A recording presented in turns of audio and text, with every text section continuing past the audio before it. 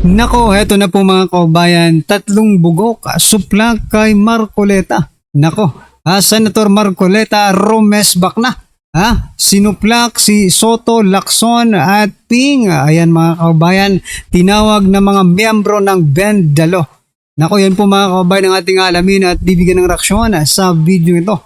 Pero bago po natin simulan yan, palike naman po ng video ito. Malaking tulong po yan. Maraming salamat po. At eto nga mga kabayan, bago po natin i-play yung video, pasadahan po muna natin itong mga nagte-trending na balita dito po sa social media. At eto nga, si Erwin Tulfo. Ayan, Erwin Tulfo pa rin mga kabayan. Kasi siya po ang pinag-uusapan ng bayan ngayon. Sabi po dito sa ang balita ngayon, Erwin Tulfo, kakampi ng inaapi. Ayan, muling umingay sa social media ang dating campaign slogan ni Senator Erwin Tulfo na kakampi ng inaapi. Ito nagpabudol sa lahat ng mga Pilipino na bumoto kay Tulfo. Kasi noon pong panahon ng kampanya, kakampi siya ng inaapi. Ayan sabi po dito, matapos kumalat ang kanyang matitinding pahayag laban sa mga senador at empleyado ng Senado kaugnay ng isinasagawang pagdinig sa Senate Blue Ribbon Committee sa ilalim ng Senate President P. Alan Peter Cayetano. Sa palagay niyo po ba ngayon mga kababayan, kakampi pa rin ng inaapi itong si Senator Erwin Tulfo? Or kakampi ng mga mang-aapi? Ayan, di ba? Kakampi na po siya ng mga mang-aapi mga kababayan, sapagkat ginamit niya lang po yung mga inaapi para po sila makapagposisyon, manalo, di ba? Sa Senado, no? Walang pinagkaiba mga kababayan doon po sa sinasabi ni President Bongbong Marcos Jr. na 20 pesos ang kilo ng bigas, di ba? Wala po yung pinagkaiba dito po sa slogan, campaign slogan ni Erwin Tulfo ni Bendalegs, di ba? Na kakampi raw siya ng inaapi.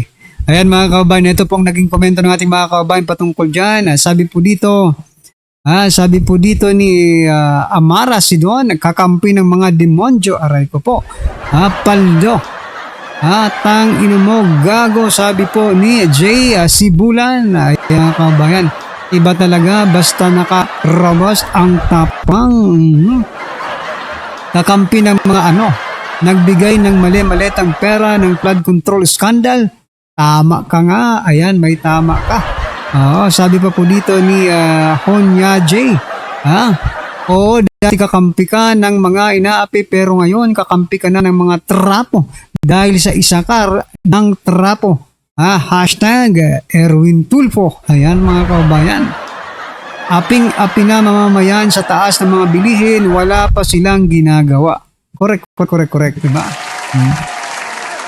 Sa akala ko ba, kakampi kayo ng mga inaapi, pero pagdating dito sa flood control, sa pagtaas ng mga bilihin, no?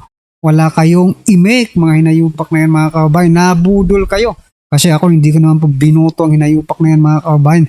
Diba? Kung papanoorin ko yung mga old vlogs ko, sabi ko nga, pag ito naging senador, baka magpataasan lang ito ng ihi ng kapatid niyang si Rapi Tulfo. Kasi nga, ang yayabang. Diba? Hindi tayo nagkamali. Naging senador na nga. Mas lalo pang yumabang. Ayan mga kababayan. At eto. Ano po ang inyong masasabi dyan mga kababayan? Just comment down below. Yan po sa sinasabi dito niyang sa balita na ano nang nangyari. Parang kinukumusta na. Yung campaign slogan ni Tulfo na kakampi ng inaapi. Ayan mga kababayan. At eto, mayroon pong isang attorney mga kababayan, no? Teka lang, ito pong si attorney Del Rosario. Sabi niya po kasi dito mga kababayan, sige, inisinyo sina Rapi Tulfo at Erwin Tulfo. Kapag isa sa kanila tumakbo for higher office, baka mas lalo kayong magpanik. Magpapanik daw tayo mga kababayan. Bakit naman? Diba? Nakakasigurado ka ba? Diba? Sigurado ka ba na mananalo sila? Wala namang masama kung tumakbo sila. Kahit pa dalawa silang tumakbong presidente o vice presidente, who cares? Ang tanong, mananalo ba kayo? mananalo ba kayo? Bago nyo takutin ang taong bayan, no? Kasi itong si Atty. Del Rosario, parang tinatakot naman ng taong bayan na wag na kayong magsalita. Di ba? Wag nyo nang batikusin si Erwin Tulfo, wag nyo nang batikusin si Rapi Tulfo. Kasi pag nanalo yung presidente, ay lagot kayong lahat. Manalo muna kayo. Di ba? Napakadali lang naman yan eh. Manalo muna kayo. Hindi pa naman kayo sigurado kung kayo talaga ang mananalo. Maliban na lang, pag magkaroon kayo ng hocus-pocus, di ba? Diyan po sa Comelec. Diba? Pero kung hindi po kayo mag-hocus-pocus dyan sa Comelec, isa lang po masasabi ko mga kaubayan, mas sigurado po kaming mananalo si BP Sara kaysa po sa dalawang yan. Di ba? Ito po ang naging komento ng ating mga kaubayan. Sabi po dito ni Leandro Maso. Nasabi na sana yan. Sabi po dito, ito na lang si ang bilis ng kasi maraming nagko-comment, no? Kung may boboto pa sa kanila, sabi po ni Leandro, no? Sabi naman po ni Juliet, tumakbo sila, walang hahabol sa kanila. Inodoro lang sila, punta. Beset maleta. Sino pang binoto sa inyo, bumoto sa inyo? Ayan, ay, wala na, sira na ang pangalan nila. Correct. Wala na yan, mga sira ng pangalan nila. Sila mismo ang sumisira sa pangalan nila. Baka sabihin nyo, sinisira ng taong bayan. Hindi po. Sila mismo ang sumisira sa mga pangalan nila. Mas maganda nga para malaman natin kung mananalo sila. Correct ka? Ang tanong, iboboto ba ng taong bayan? Ayan na po ang the best na tanong. Kung iboboto po kayo ng taong bayan. Kasi parang itong si Atty. Del Rosario, parang sigurado talaga siya, no? Na iboboto itong mga hinayupak na ito ng taong bayan, no? Siguro ko kung first time, kasi hindi pa naman natin alam kung ano po ang tunay na kanilang mga kulay. Pero kung ngayon, malabo na, no? Malabo pa sa sabaw ng pinakamalabong sabaw sa balat ng lupa, mga kaubayan. Anyway, eto na po mga kaubayan, pasadaan na po natin yung video. Pasok pa. Legal na namumuno ngayon sa mataas na kapulungan ng Kongreso, Sen. Pag-usapan muna natin kung sino ang nasa legal. Kasi yun lamang ang pupwede nating pagbasihan. Ay, tama po kayo. Opo. Kung sinong grupo ang dapat napakinggan, kung sino ang may otoridad, at kung sino ang legitimate na nasa kanila. Yung Opo. beat. Sabi na, hawak namin ang beat dyan. Hawak natin ang bito. Pati yun, napag-aralan ko na eh. Opo. Kasi ang ginawa nila nung June 3 yata yun, Jen, 2026. Sila yung nagpasimuno ng ramp session eh. Ngayon, sila yung nagsasabi ng ginawa naming pagdinig kahapon ay bahagi ng ramp session. Liwanagin natin yun, Jen. Yung June 3, 2026, para i-describe natin yun ay isang naked power grab. Okay. Opo. Walang ibang description kung hindi inagawan mo talaga ang totoo at legitimate na leader ng Senado na si SP Alan Cayetano. Kasi bumasi tayo sa saligang batas mismo, Jen, para sa ganun patunayan natin kung sino ang nasa legal. Tama na ko, Sen. Tama kayo kasi parehas gumagamit ng saligang batas, ha? Oo. Kaya kami mga pangkalma yan, eh. Gumagamit sila ng batas ng pamali. Ayun, Kailangan maliwanagan natin. Kaya naman kahit na hirap na ako sa aking mga gawain dyan, Opo. talagang pinipilit kong makarating dito dahil alam ko maraming mga tao ang naghahanap ng katotohanan kahit na pamali ang kanilang pagpapaliwanag. At may naliligaw, Sen, ha? Ay talagang yun ang sinasadya nilang gawin eh. Manlin lang at manligaw ng ating kababayan para hindi nila malaman ang katotohanan. Opo. Diyan magmula nung June 3, 2026 hanggang ngayon. Yun po yung Wednesday, Sen, at Senate adjournment. Sinidje. Actually, yung Sinidje na yan, matagal na yan eh. Inulit lang nila, baka nakalimutan nila na merong Joint Resolution number 4. Ang nakapapirma ron po ay si dating Speaker Martin Romualdez at saka si dating Senate President Chis Escudero. Okay, Joint Resolution number 4. Oo, na sinasabi talaga yung June 6 hanggang July 26. Sinidje na yan. Okay. Inulit lang nila. Marami silang pagkakamali. Una ng pagkakamali, baka hindi nila nabasa ng tamang-tama yung saligang batas. Gusto ko magsimula doon dyan eh. Opo. Doon Doon sa rule, di saligang batas muna dyan para hindi tayo magkamali, ano? Opo. Sabi ng Article 6, Article 6, opo. oo, Section 16, Paragraph 1 ng ating saligang batas. Basahin ko na sa English yan. Sige na po, sige na Madali po. namang makaunawa ang Oo. ating mga taga-subaybay. Magagaling lahat yan eh. The Senate shall elect its president and the House of Representatives its speaker by a majority vote of all its respective members. All of its Dal- respective members. Dalawang chambers kasi ang legislature diyan. Oho. Isang Senado Isang kamara. at isang Kamara, ano kung tawagin natin ay House of Representatives. Opo. So sabi niya, ang Senado, i-elect niya yung President at sa panig naman ng House of Representatives, yung Speaker. Mm-mm. Isa lamang ang standard by majority vote of all its members. Ayan, opo. Ngayon, ang Senado madaling kwentahin kasi 24 lang yan kahit 24. anong gawin mo eh. Ang House of Representatives, depende kasi kung ilan ang 300 na-create plus. na distrito. Opo. So naglalaro yan sa between 300 to 310, ano? Yeah. Plus yung yung party list representative. Oo, pero wag Opo. tayong mawawala. Pag-elect ng isang leader ng Senado at saka ng House of Representatives, ang palaging ginagamit ay yung majority of all members. Opo. Of Ngayon- all members. Binibigyan natin yung emphasis yun sa, no? Yung of all members. Oh, Opo. actually yung iba binibigyan pa ng distinction yung of all members saka yung of all its members. Pareho naman yun eh. Okay. Doon sila gumagawa ng kung ano-anong kadahilanan para pilipitin ang nakasiulat na napakasimple. Opo. Okay? Majority vote of all its members. Okay. Dito irrespective kasi either House ka or Or- Senate. So punta natin ang Senado, 24 ang members. Mhm. Walang pagtatalo ron. Yes po. Tama. So ang majority ng 24, ang pag-compute ng majority is 50% plus 1. Yes po. Sa mga tweed, ang kalahati ay 12 plus 1, 13. 13. Oho. Palagay ko doon ay hindi pagsisimulan ng debate yun eh. Okay. Mali- Mali po. Alam na Oh, yun, Sen. malinaw Opo. na malinaw. Opo. Oho. Ayan po ang hindi malinaw sa kanila, Senador Marcolita. Dahil ang majority ngayon sa tropa ni Bendalo Erwin Tulpok at Tuta Soto Itbulaga, anak ng Kagwang Dusi. Alam mo, nakakaya. Yun kasi ang alam nila eh. Sasabihan ka ng isang senador na Oh. abogado pa na mga power grabber kayo. Yun po ang Correct, nakikita ng taong correct. bayan. Wala na pong iba. Mga power grabber kasi ang gusto nila matutulan yung Senate Blue Ribbon Committee. Very obvious na po, Ngayon, no? nagkandak po itong sila Senador Marcolita at magkakandak na naman itong sila ni Bendalo. Very obvious yung ginagawa Halata nila. na masyado itong mga animal na ito. Correct. O ito, pakinggan natin tuli. Oho. Ngayon, puntahan natin naman yung rules ng ating Senado. Ito na. Okay. Yung rules ng Senado ay kailangan natin puntahan para malaman natin kung consistent siya doon sa sinasabi ng saligang Saligang batas. batas. Oo, na 3C.